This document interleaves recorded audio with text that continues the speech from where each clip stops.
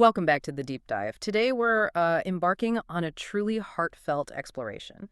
We're looking at that really powerful protective bond between siblings, especially when one of them is navigating health challenges like asthma. Yeah. Our insights for this deep dive, they come from this wonderfully personal blog post. It gives us a unique, really human lens on it all. So, okay, let's really unpack the layers of this bond, shall we? Yeah, and what's truly fascinating here is how this discussion really highlights something often overlooked. Mhm.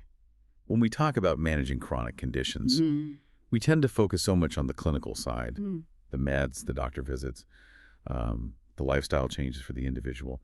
But this deep dive, it really emphasizes that a holistic approach, well, it isn't complete without thinking about relationships. And critically, those family dynamics. That's the bedrock. That's a really powerful point. And the source material we're digging into today, it illustrates this beautifully. It starts with the Raksha Bandhan bond. Now, for those of you maybe less familiar, Raksha Bandhan is it's a traditional Indian festival, but like the author says, it's way more than just a ritual, like tying a thread. Right, it's not just symbolic. No, it's this vibrant celebration of love, of trust, and that sort of lifelong promise to support each other as siblings.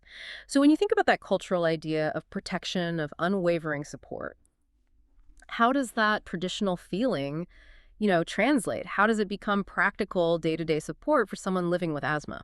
That's exactly the bridge, isn't it? Yeah. For families where someone has asthma, that sibling bond isn't just symbolic anymore.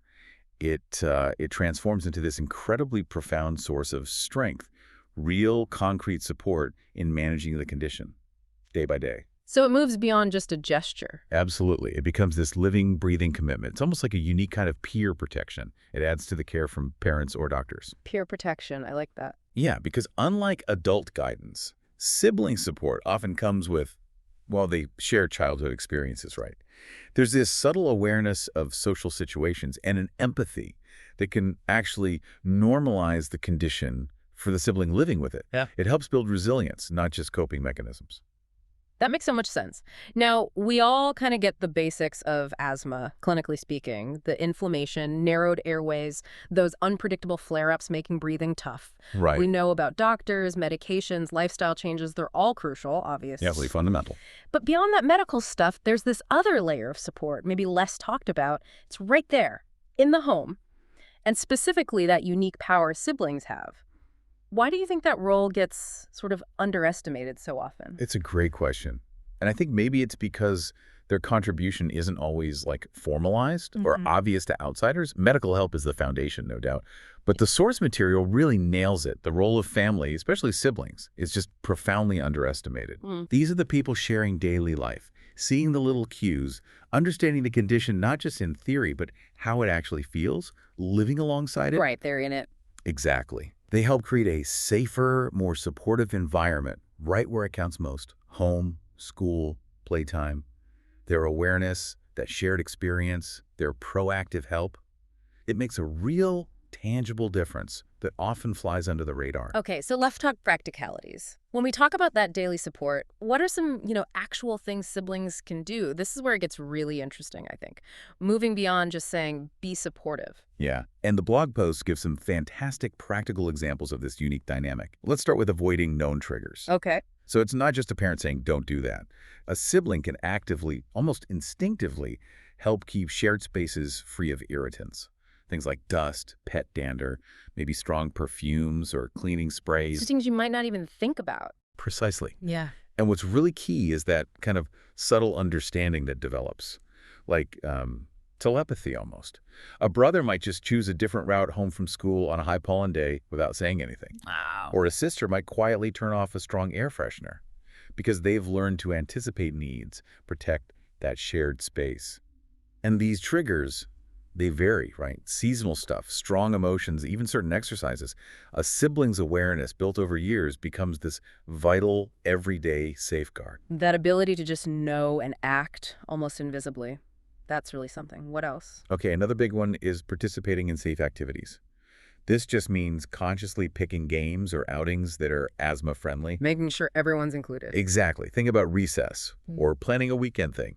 A sibling can suggest something that's still fun for everyone, but doesn't risk a flare-up. It's all about avoiding that feeling of being left out, Yeah.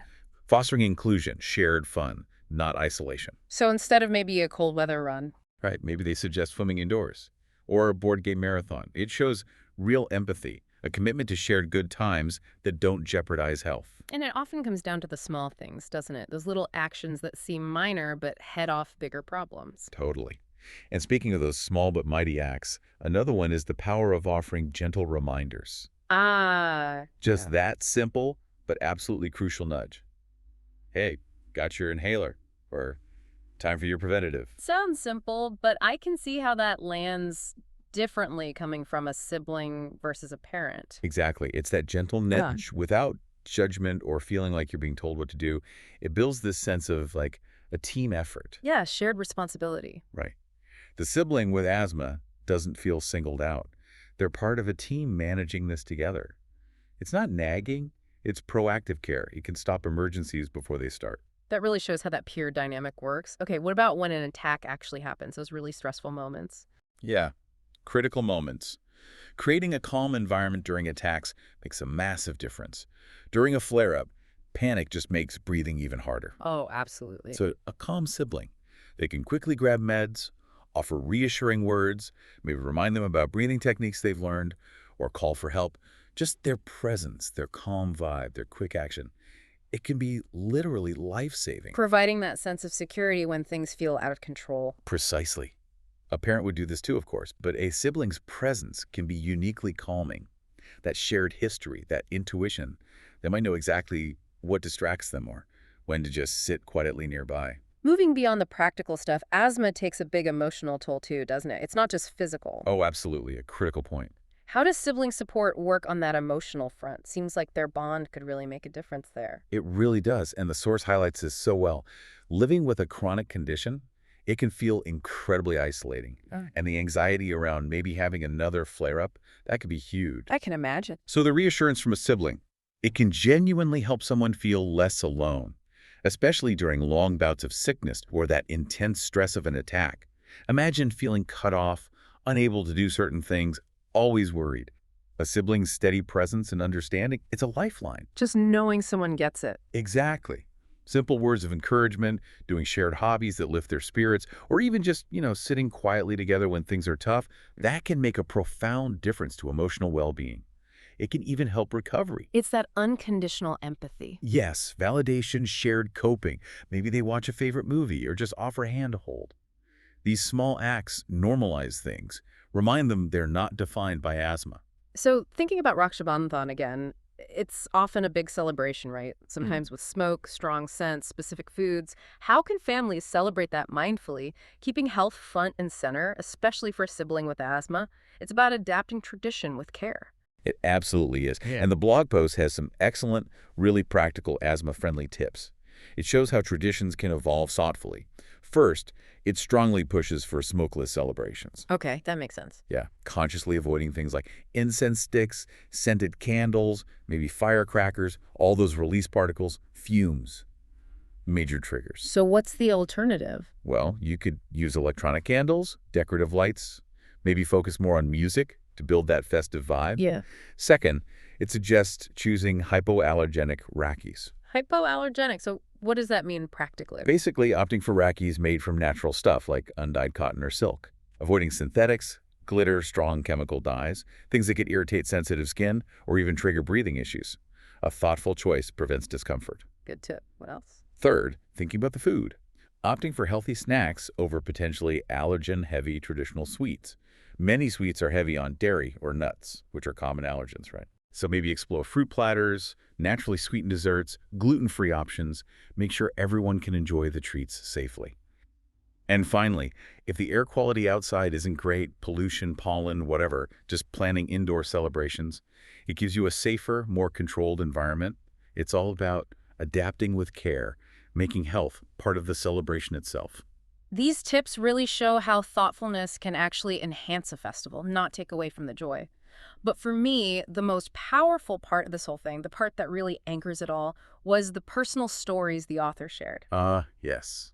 They were very moving. They don't just explain sibling support, they show it so vividly. The author mentions not having a biological sister, but how their brother has just been their biggest supporter, their protector, always.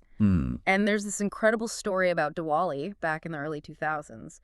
The author, a kid with asthma, couldn't do firecrackers, and for little kids back then, that was everything for Diwali, the main event. Right, the highlight. But their brother, just a bit older, maybe 6 or so, without anyone asking him, he just gave up bursting crackers himself. Did it purely to protect his sibling from the triggers, to keep them safe and comfortable. Wow, at 6 years old. Yeah. Think about that selflessness in a small child, understanding the impact more than wanting the fun himself, and it didn't stop there. Years later, the author shares how even now, at 29, when they're sick from a bad asthma attack, missing work, worried about money, the brother is the first one there, unprompted, looks them right in the eye and says, "Don't worry about the money, take care of your health." That's profound, that level of unwavering care. Isn't it? It goes beyond even financial worries. That the Raleigh story especially. Wow. If we connect this back, these actions just perfectly show true understanding, that unconditional love, it's a commitment way beyond any ritual. It's not just words, it's consistent action, prioritizing well-being. It shows this deep empathy that started young and just grew, that built incredible trust, psychological safety, so vital for managing a chronic condition. It sends that message: I see you, I get it, and your health matters most. And it wasn't just the brother. The author also shared a lovely bit about their cousin sisters. Yes, the cousins too. How they always make sure the author avoids anything they're allergic to: foods, drinks, even things in the environment at family gatherings. And they do it so smoothly, so thoughtfully, never making the author feel weird or left out. Seamlessly. Yeah, it's just part of how they care for each other. It shows how that protective instinct spreads in a family, rooted in that core sibling thing. These personal stories, they just perfectly capture that spirit of unconditional care, don't they? It's at the heart of the sibling bond, and really what Raksha Bandhan symbolizes. It's that subtle, constant protection that brings comfort, safety, and belonging when you're dealing with something chronic. They're not just moments of help. No, they're ongoing demonstrations of love. They build resilience in the person and in the whole family. It really hammers home that true protection often comes from those who know us best, anticipate our needs, and put our well-being first. So, pulling all this together, what does this deep dive into sibling bonds, into asthma care, what does it all really mean for us? How should we view these connections? Well, it means Raksha Bandhan truly goes beyond just ceremony, doesn't it? At its absolute core, it's about protecting and supporting each other in health and in sickness. And the insights today really show that for people living with asthma, or really any chronic condition, having siblings who genuinely get it, who empathize, who care, that can make every day easier and every festival more meaningful. It adds this layer of comfort, security, emotional strength that, even the best medical care can't fully replicate on its own. It's that human support system. Exactly. Robust, human, and truly invaluable. This Raksha Bandhan, let's celebrate by protecting each other's health as much as we protect each other's happiness. And if you or your sibling live with asthma, join the Asthma Friend community at asthmafriend.com/community to share your story and support others. Thank you so much for joining us on another insightful deep dive. We'll catch you next time.